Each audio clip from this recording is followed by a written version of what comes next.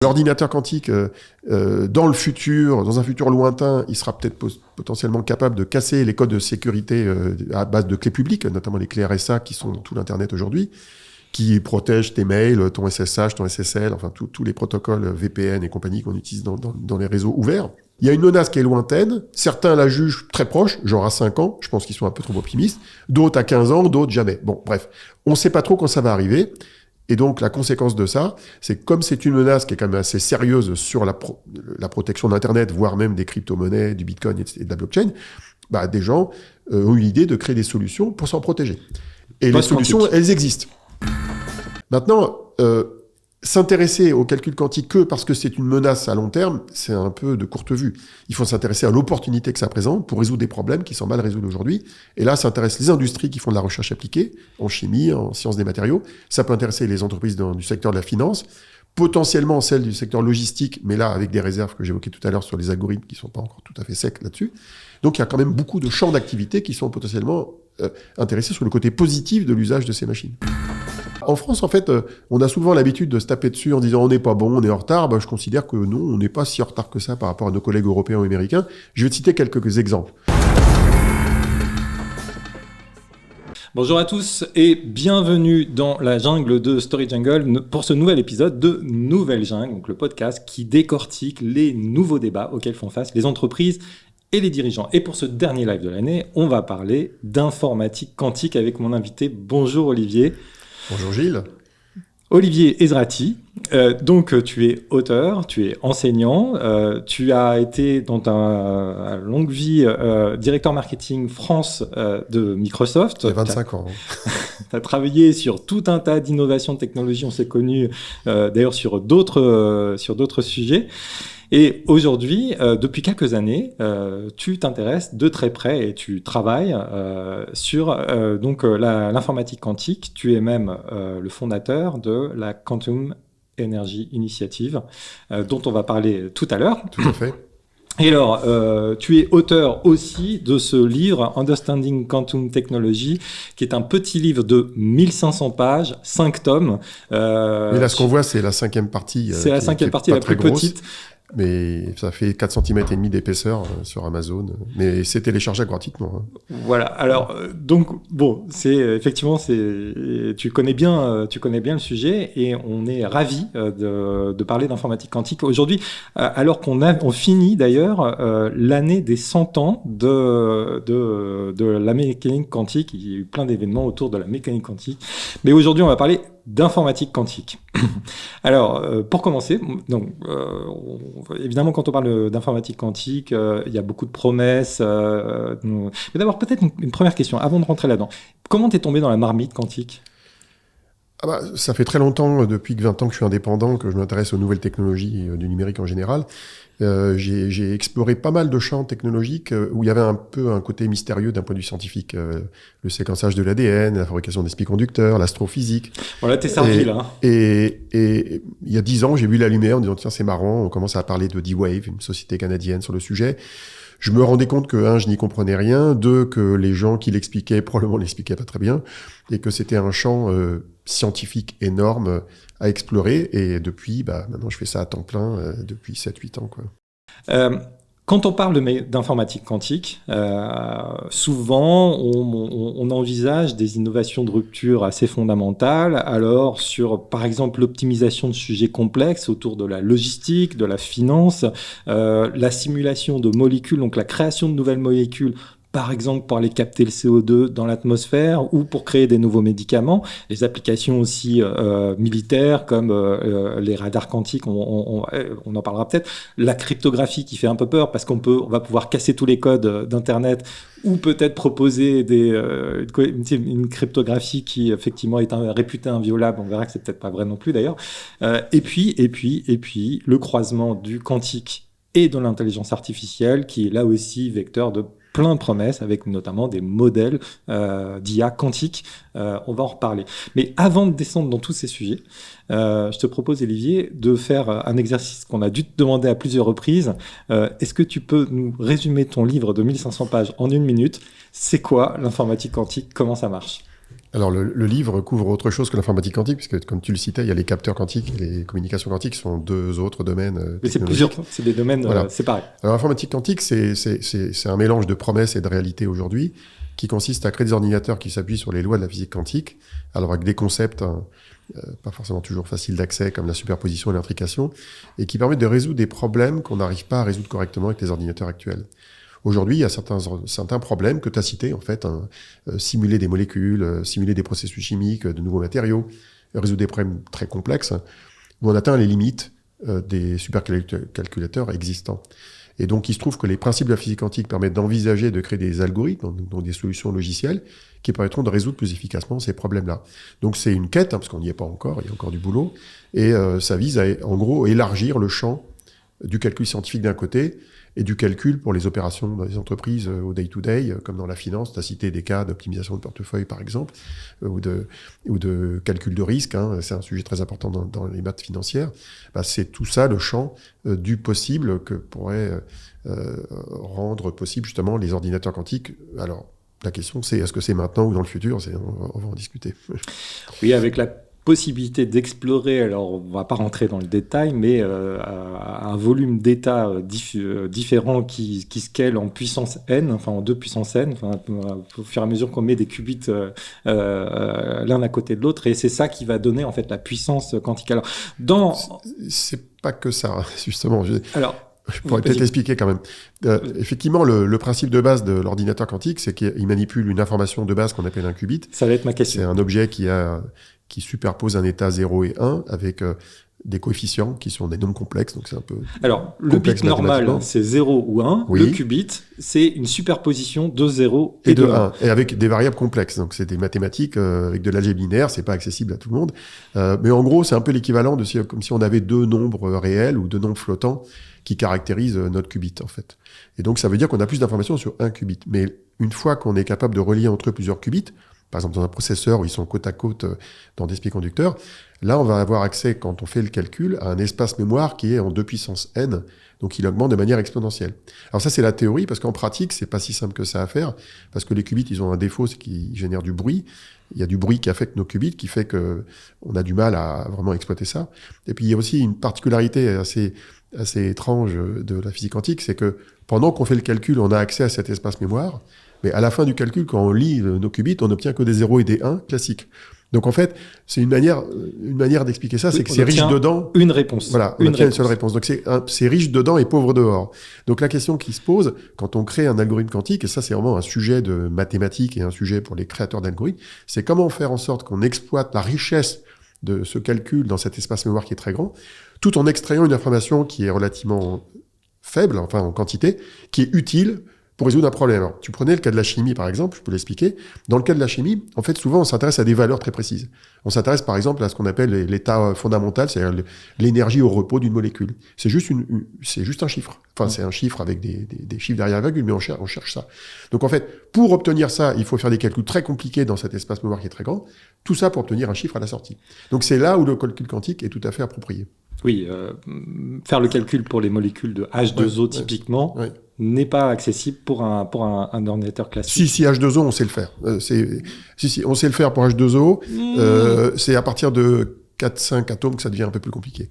Non, par contre, il y a une correction à faire, c'est que la vitesse de calcul ne vient pas de ça. La vitesse de calcul, elle ne vient pas simplement du fait qu'on a un espace mémoire qui est très grand, elle vient du fait qu'on s'appuie sur un mécanisme qu'on appelle le parallélisme quantique, qui permet de paralyser des opérations. Alors, c'est pas des opérations au sens calcul du terme habituel dans un ordinateur classique, mais on arrive à faire des choses plus rapidement que sur des machines classiques, parce qu'on utilise des mécanismes qui sont un peu proches de l'électronique analogique, c'est-à-dire qu'on utilise des mécanismes qui ont des interférences. Donc, en générant des interférences entre nos qubits, c'est un concept assez abstrait, en fait, on arrive à calculer plus rapidement pour résoudre des problèmes notamment en chimie, qu'on le ferait sur des ordinateurs classiques où on travaille avec des nombres flottants de manière assez traditionnelle. Donc, le parallélisme quantique est à distinguer de l'espace mémoire qui est très grand. Alors, avant de rentrer dans les sujets, dans les promesses, et où on en est dans ces promesses, qu'est-ce qu'on peut envisager d'utile et à quelle échéance, autant de questions qui sont assez complexes. Revenons juste sur 2-3 termes qui sont quand même un peu clés. Alors on a parlé du qubit, hein, qui est effectivement qui peut prendre un état de 0 ou de 1, une combinaison de ces deux états.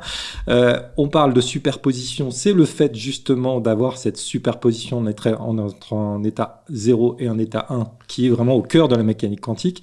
Un mot sur quand même l'intrication. Alors on va pas rentrer dedans, mais c'est compliqué. Mais l'intrication peut-être. Alors, je peux quand même expliquer la superposition avant l'intrication. D'ailleurs, elles sont liées un peu toutes les deux.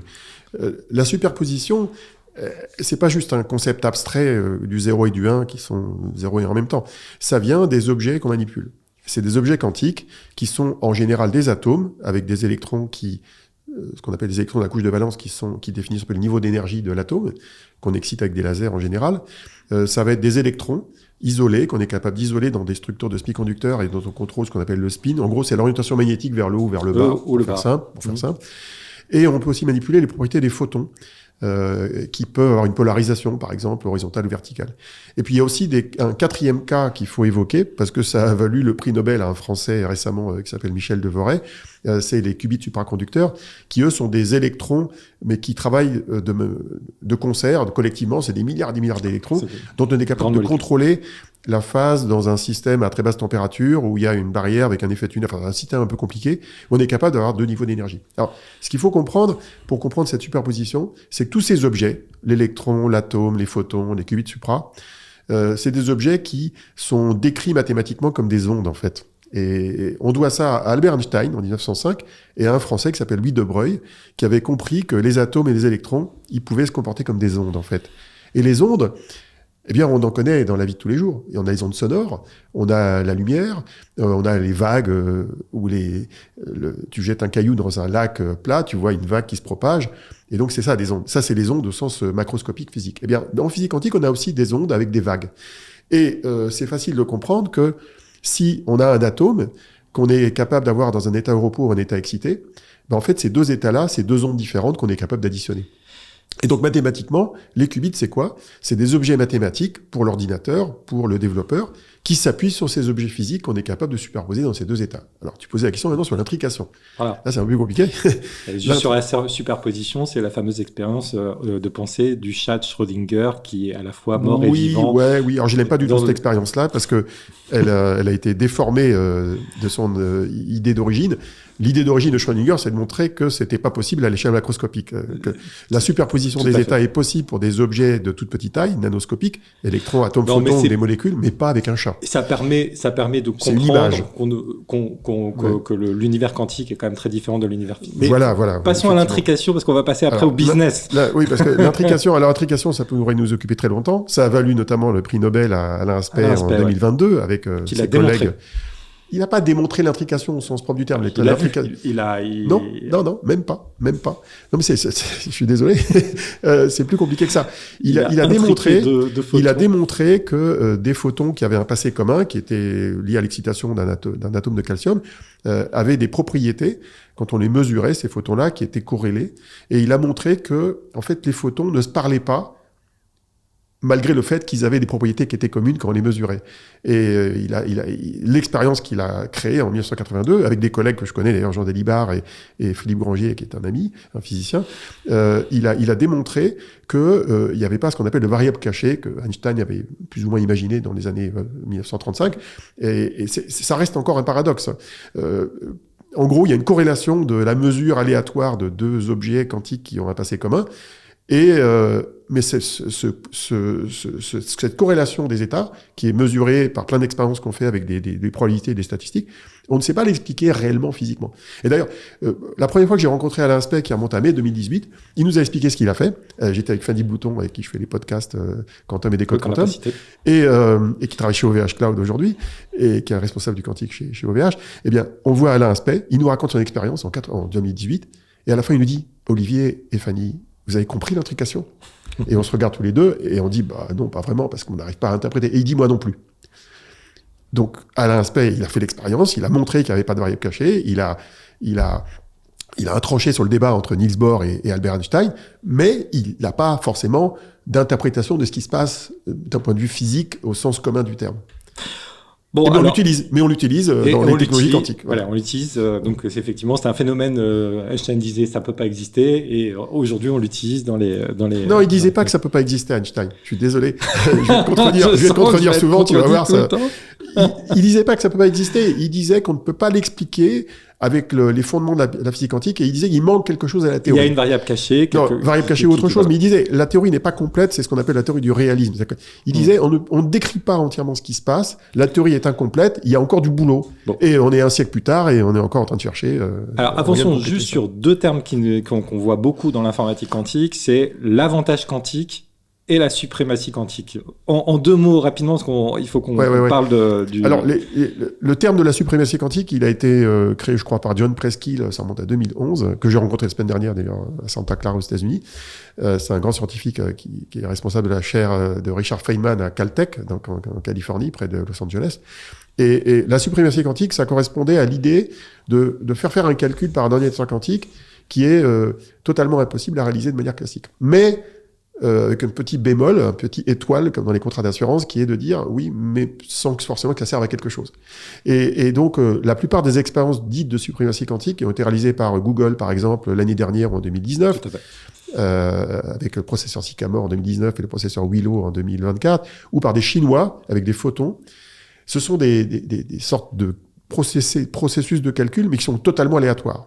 Donc, il n'y a pas de données en entrée, il n'y a pas de problème mathématique qui est résolu avec des données en entrée. Ça génère un résultat qui est plus ou moins aléatoire. Et l'expérience du principe consiste à dire ce truc physique qu'on a réalisé physiquement, il est dur à simuler numériquement pour le reproduire avec les mêmes probabilités de résultats. Mais ça sert à rien. Et donc, le paradoxe, en fait, c'est que c'est très rare. On arrive à faire des choses qui sont impossibles à faire classiquement, qu'on fait quantiquement, mais ça sert à rien. Alors, d'où l'avantage quantique, qui était ta deuxième question.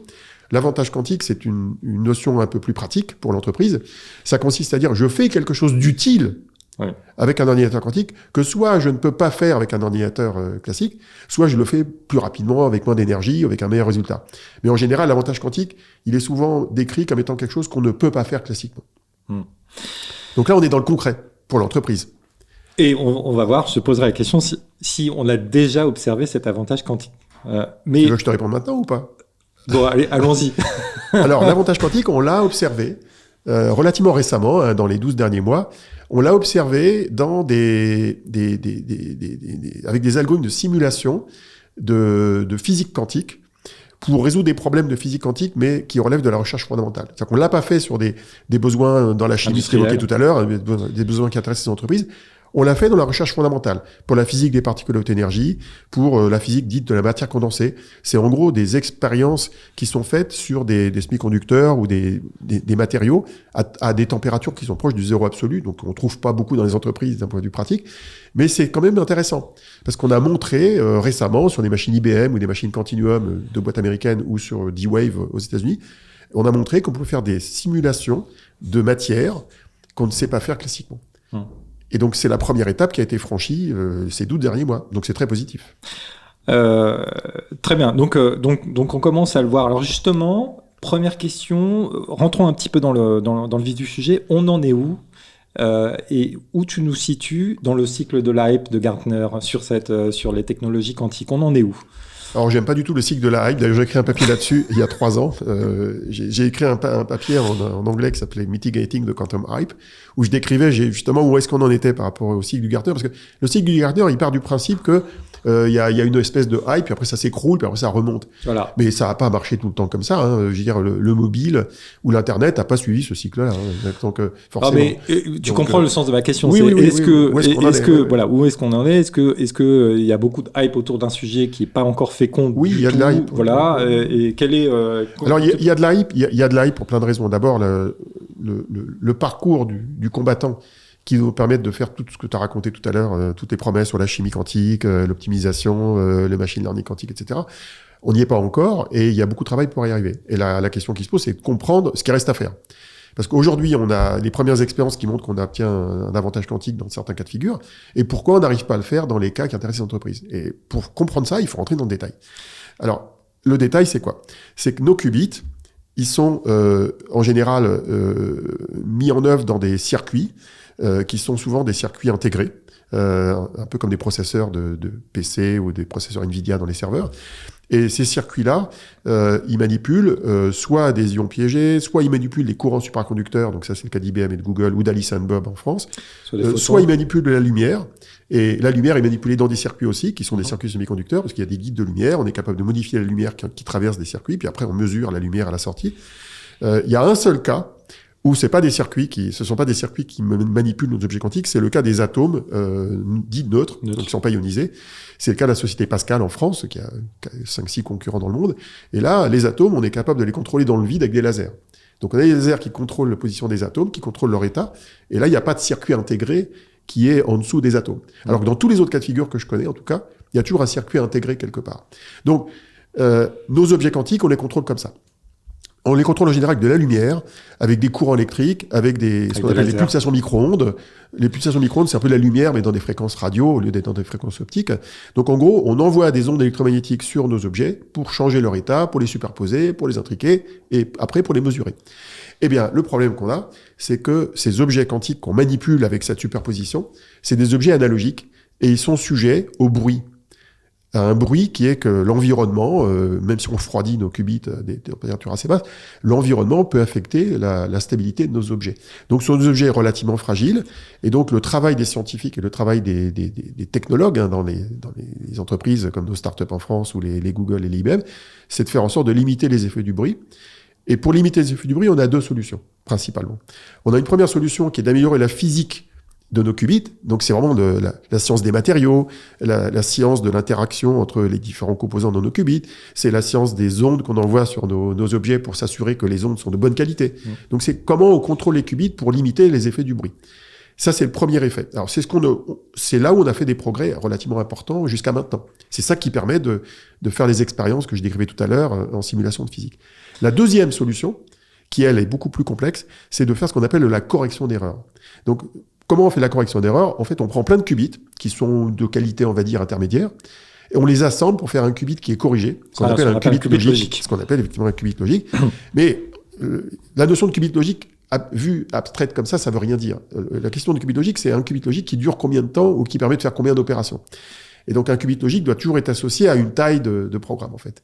Et donc ça, c'est un enjeu qui est extrêmement important, et ça nécessite du travail et en physique, et en algorithmie, et même en ingénierie de l'électronique de contrôle. Par exemple, il faut détecter les erreurs et les corriger aussi vite qu'elles apparaissent. Donc alors, c'est compliqué à faire. Si on résume, et je vais résumer à l'extrême, donc tu vas me dire que c'est pas ça, mais peut-être, on sait pas. Tu peux très bien t'en sortir. L'un des enjeux, c'est d'arriver, pour réussir à faire ces calculs complexes, mais aussi pour dérouler des algorithmes, donc réussir à faire une succession d'opérations, c'est d'avoir un volume de qubits important, d'autant plus important que pour chaque qubit, comme on l'imaginait au début, on se rend compte qu'il faut en mettre plusieurs pour faire des qubits logiques, pour corriger les erreurs. Oui. Et donc, il y a aujourd'hui, on est un peu à la course à qui va aligner ou mettre le plus de qubits. Enfin, en tout cas, c'est l'un des enjeux actuellement de la discipline. Qui va réussir à intriquer le plus de qubits. Oui, mais c'est pas la seule dimension. Mais c'est une dimension importante quand même. Non, mais elle est très importante, ça fait partie de beaucoup d'annonces. Moi, je me rappelle très bien quand j'ai démarré dans ce domaine-là, on entendait dire que pour faire un qubit logique, il fallait 1000, 10 000, 1 million de qubits physiques. Ça devenait totalement délirant. Ouais. Il se trouve que les progrès qui ont été réalisés récemment ont permis d'imaginer, voire même de tester des solutions où il faut moins de qubits physiques pour faire un qubit corrigé, un qubit logique. Et il y a quelques technologies qui permettent de faire ça. Je vais t'en citer au moins deux. Il y en a une qui consiste à améliorer la manière dont les qubits se parlent entre eux. Parce que s'ils se parlent avec que leurs voisins dans un circuit, le qubit logique va coûter cher. Il faut beaucoup de qubits physiques. Mais si par contre ils savent se parler à distance, et il y a des astuces techniques pour faire ça, on va avoir besoin de moins de qubits physiques. Ça, c'est un problème.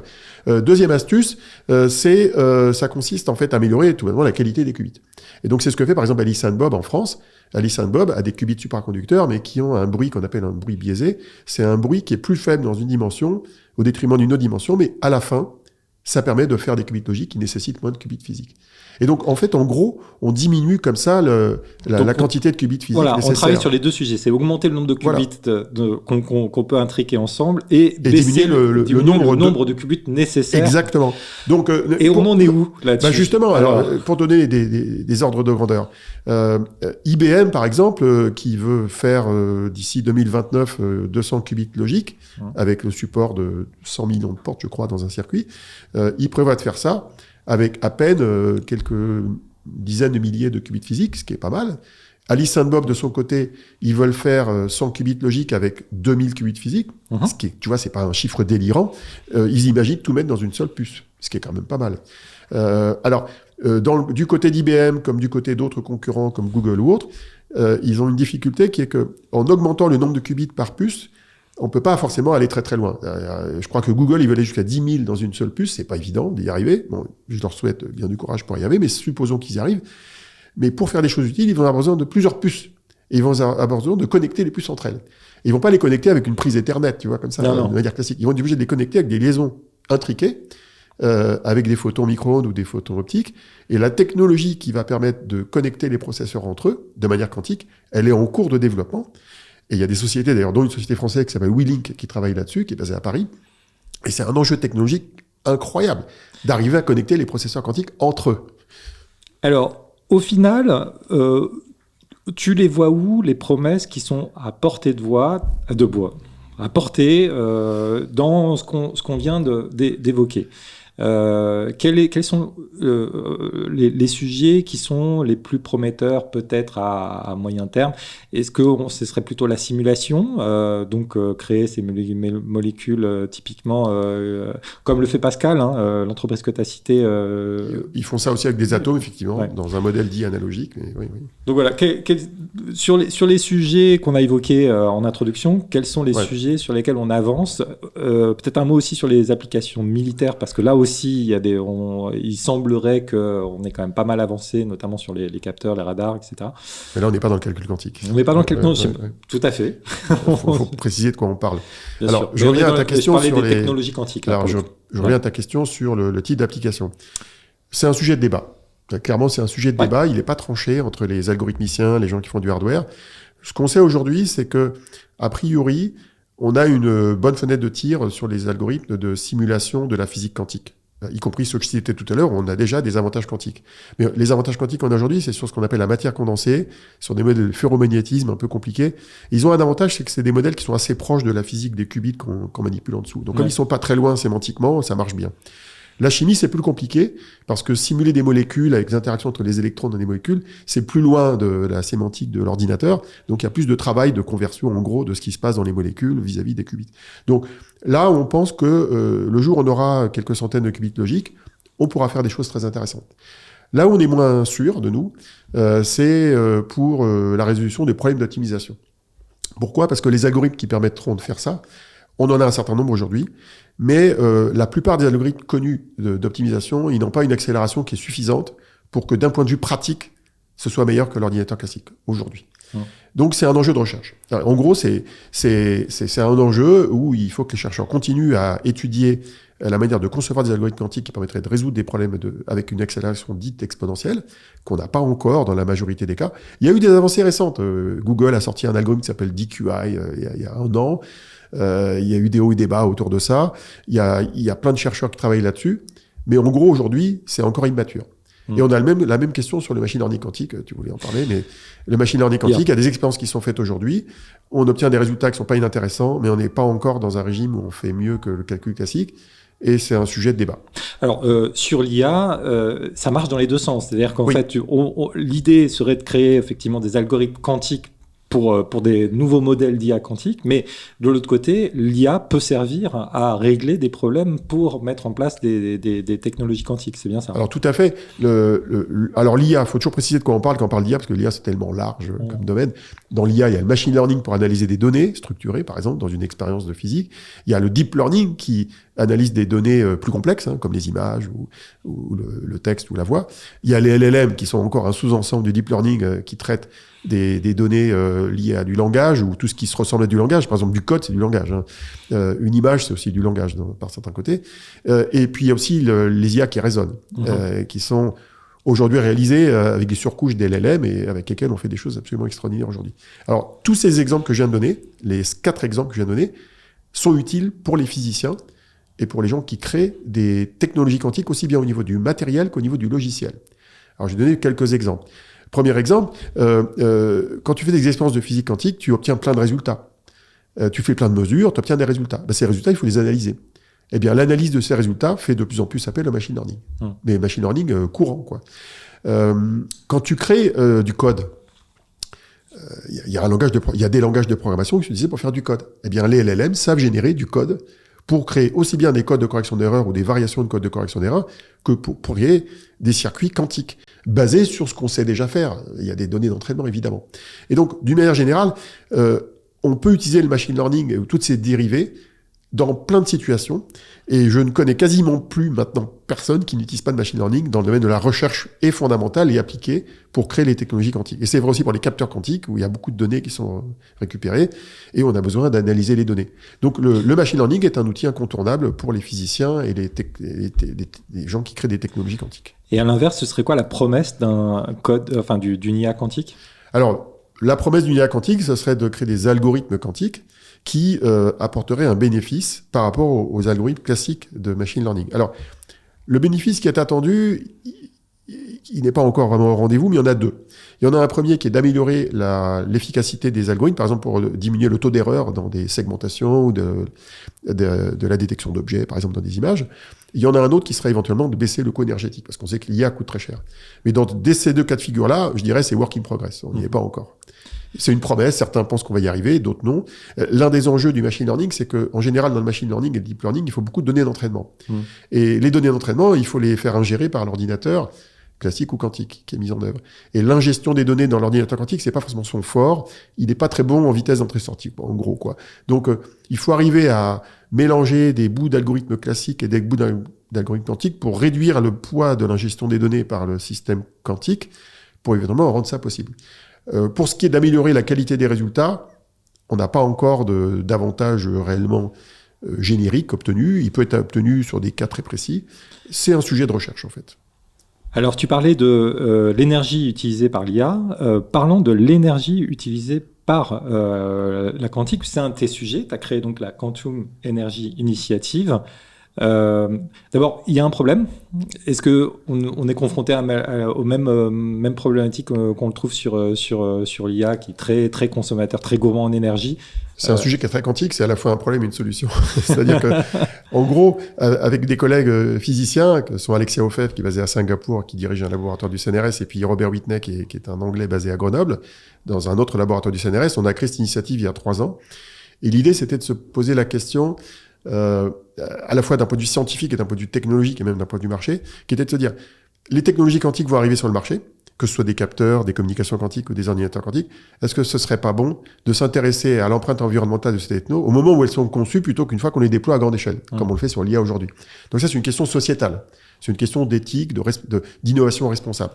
Mais derrière, il y a une approche scientifique. Et l'approche scientifique, elle consiste à se dire, regardons les caractéristiques de ces objets, notamment les ordinateurs quantiques, regardons dans quelles circonstances ils pourraient éventuellement réaliser des prouesses avec un coût énergétique plus faible que les ordinateurs classiques, et surtout dans le cadre des ordinateurs dits à tolérance aux fautes, ceux qui vont avoir plein de qubits logiques, c'est quand même une machine qui va être d'une certaine taille, une taille assez grande, vérifions par une approche scientifique et technologique qu'ils vont pas consommer des gigawatts et demander des centrales nucléaires comme c'est le cas des LLM aujourd'hui. Il y a des logiques de refroidissement qui sont quand même assez importantes. Oui, alors, ça dépend des technos, etc. Tu vas me dire, mais voilà. Le coût énergétique des ordinateurs quantiques, il est situé à 2 endroits principalement, même je dirais 3. Il y en a un premier qui est la cryogénie qui fait peur à tout le monde, mais en fait c'est pas le principal dans pas mal de technologies, notamment celle d'Alice & Bob ou de IBM, c'est pas ce qui va coûter le plus cher.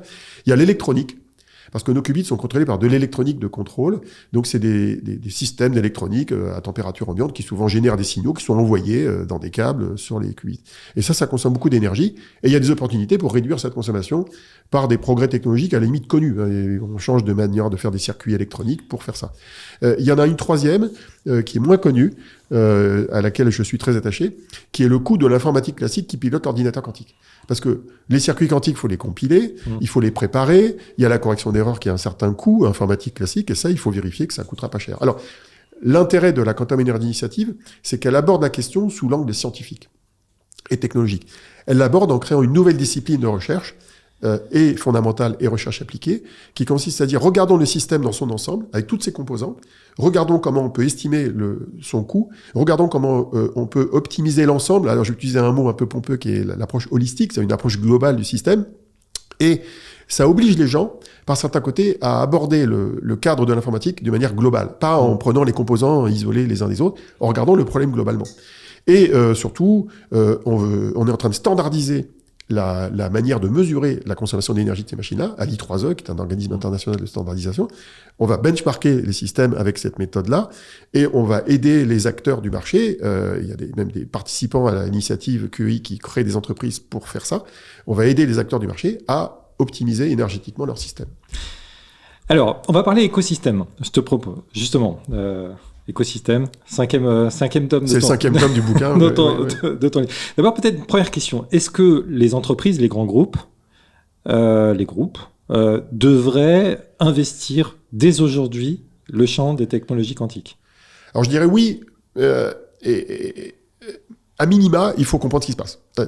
Et comme c'est un sujet qui n'est pas évident, c'est un sujet qui est complexe, il faut qu'il y ait au moins quelques personnes dans les grands groupes qui s'intéressent à la question, qui se documentent, qui participent aux conférences, qui lisent mon bouquin en entier. Puis après, il y a un terreau écrite, QCM. Sortie de 2000. Voilà.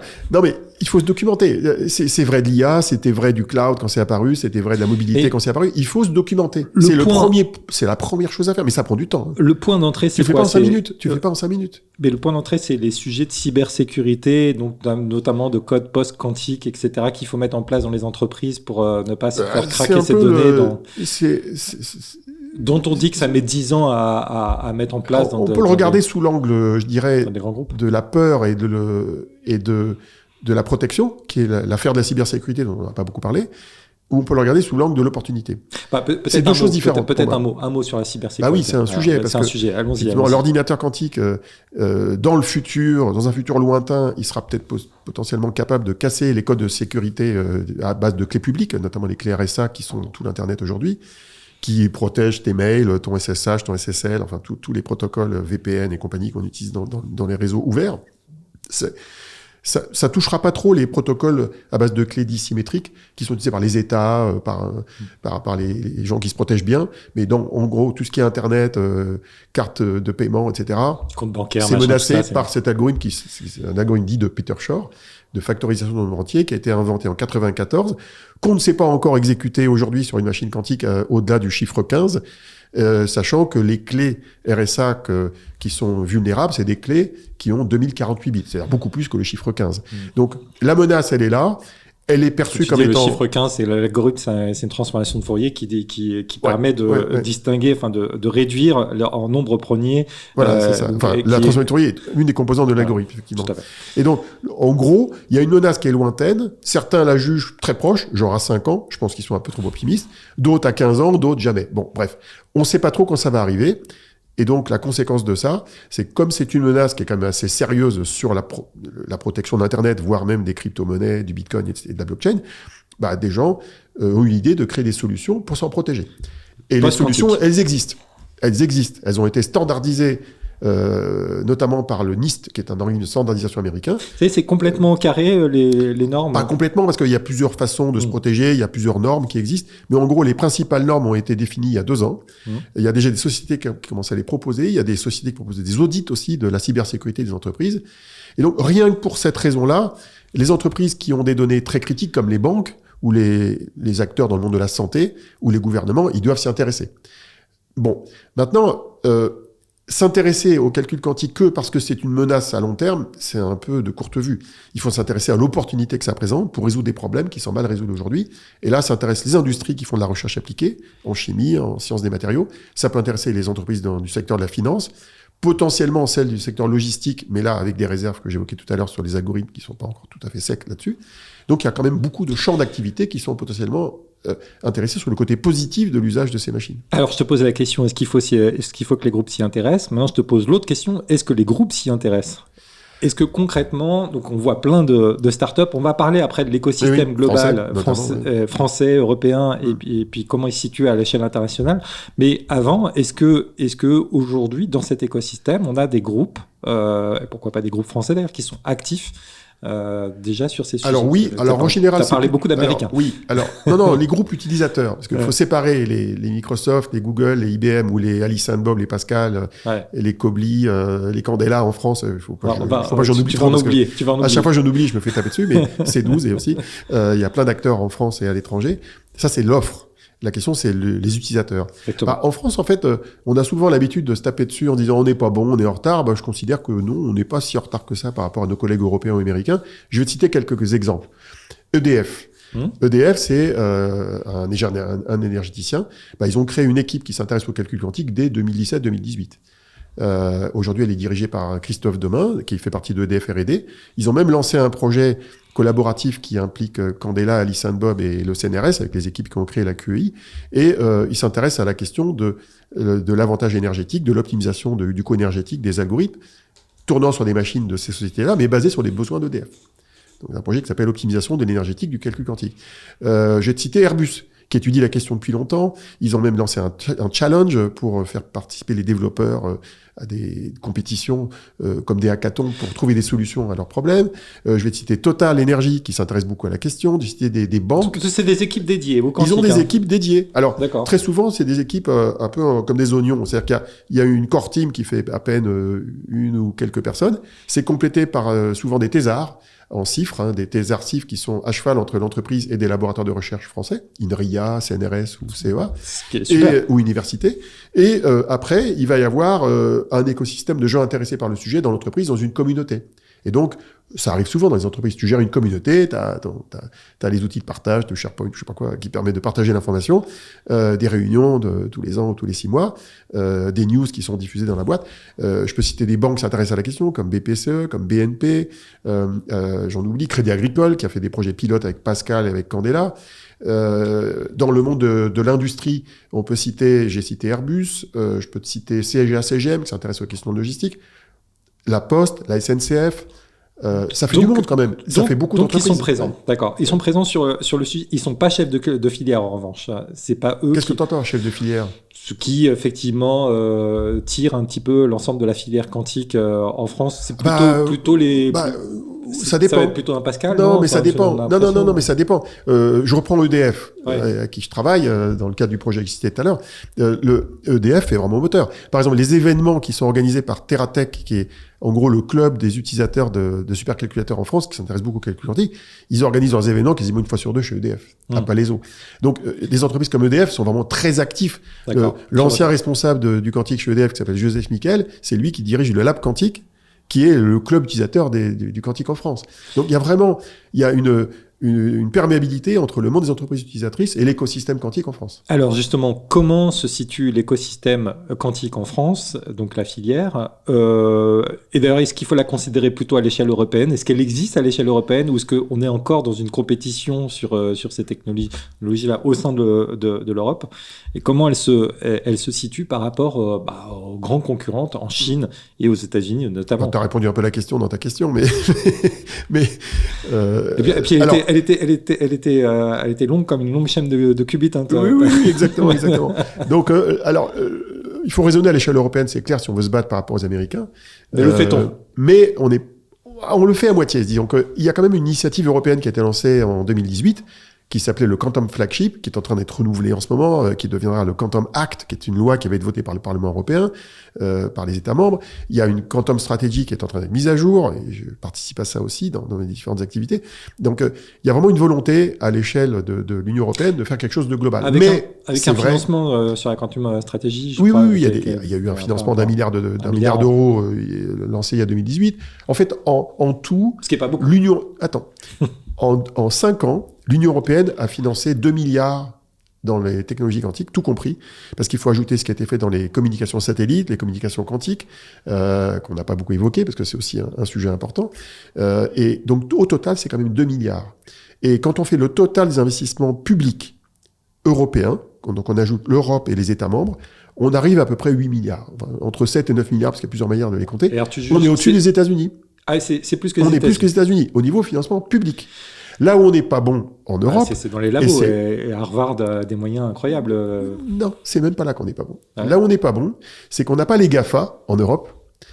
On n'a pas Microsoft, on n'a pas IBM, on n'a pas Google, on n'a pas Amazon qui investissent tous les quatre dans le quantique.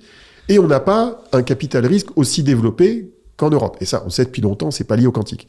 Et donc, la conséquence de ça, c'est qu'il y a moins d'argent privé en Europe qui est investi dans les startups du quantique qu'il y en a aux États-Unis. Alors, résultat des courses, nos startups françaises ou européennes, qu'est-ce qu'elles font pour se financer ? Elles ne peuvent pas se financer uniquement avec les fonds de leur propre pays. Elles sont obligées d'aller chercher ailleurs. Alors, elles vont chercher soit à l'est, soit à l'ouest. Alors, tu prends Pascal, par exemple, ils ont trouvé de l'argent dans le Golfe arabique, sans citer de pays précis. Ça va jusqu'à Singapour.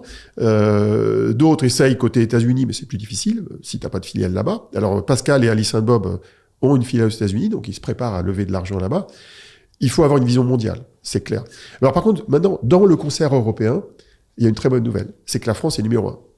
C'est-à-dire qu'en France, au total, nos startups, elles ont levé entre 700 et 800 millions. Alors, c'est dans un marché qui n'est pas gros comme dans le monde de l'IA, mais c'est 4 à 5 fois plus que les Allemands. Il y a un autre phénomène aussi qui est très nouveau dans le domaine de l'informatique quantique que je n'ai pas connu, moi, dans l'IA ou dans d'autres secteurs d'activité. Je ne sais pas si tu te rappelles, mais dans les campagnes présidentielles, ça remonte jusqu'à 2007, on parlait de Small Business Act. François Bayrou poussait ça. Et on voulait qu'il y ait de la commande publique pour les technologies françaises du numérique. Bon, on n'a jamais vu de SBA réellement arriver. La commande publique, elle existe, mais bon, on ne sait pas trop si ça aboutit à quelque chose. Dans le quantique, il y a des programmes de commande publique et civils et militaires qui ont été lancés. Alors pour le civil, c'est européen, c'est un programme EuroHPC qui est décliné en France, qui a quand même abouti à l'installation de 2 machines, une de Pascal et une de Candela récemment au TGCC, qui est en fait le centre de calcul du CEA côté civil. Ils en ont un côté militaire à la direction des affaires militaires, mais il y en a un civil. Et il y a 2 machines financées, entre autres, par des deniers européens. Et il y a un programme plutôt côté militaire qui est coordonné par la DGA depuis mars 2024, qui consiste à en fait faire une sorte de beauty contest avec 5 acteurs du calcul quantique français. Donc, dedans, il y a C12, Kobli, Candela, Pascal, Alice Bob. Et c'est un programme qui a duré plus de 10 ans. Et ce programme-là vise à ce qu'à la fin, il n'y ait que 2 gagnants qui seront capables de livrer 128 qubits logiques. Et donc, c'est la commande publique côté militaire. Donc, on n'a jamais fait ça dans les technologies dites souveraines dans le numérique, à ma connaissance. Donc, c'est un progrès. Donc, ça se présente pas trop mal. Ah, oui, alors sur pareil, tu peux regarder le verre à moitié vide ou à moitié plein. Le verre à moitié plein, c'est ce que je viens de dire. Premier financement en Europe dans les startups. On a un écosystème qui est très vivant, on a une recherche qui est de bonne qualité, on a nos prix Nobel qu'on aime bien compter régulièrement. Là, on a encore eu un récemment, même s'il travaille aux États-Unis. On a une différenciation technologique intéressante. Alors, je vais même rajouter un point qui est lié à mon histoire d'énergie. Il se trouve que nos startups françaises, elles ont une caractéristique en général, c'est que leur choix technologique permettront normalement d'aboutir à des solutions qui vont coûter beaucoup moins cher en énergie et en prix de machine que le concurrent américain. Je dis en général, c'est pas vrai de tous, mais en général, on a cet avantage-là. On a aussi une filière, des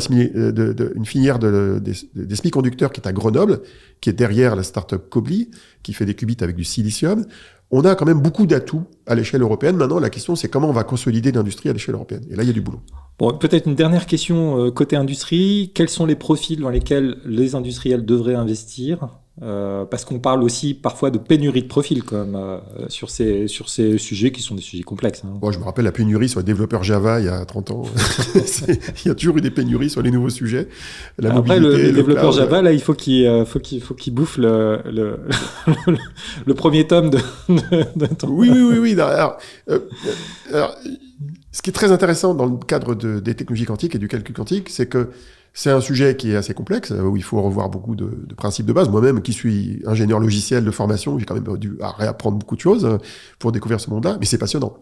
Et l'intérêt pour les entreprises d'attirer des profils comme ça, alors c'est souvent des profils qui viennent des grandes écoles, des universités, qui ont fait une thèse. Alors moi, j'ai pas de thèse, mais mes collègues, ils ont souvent fait une thèse.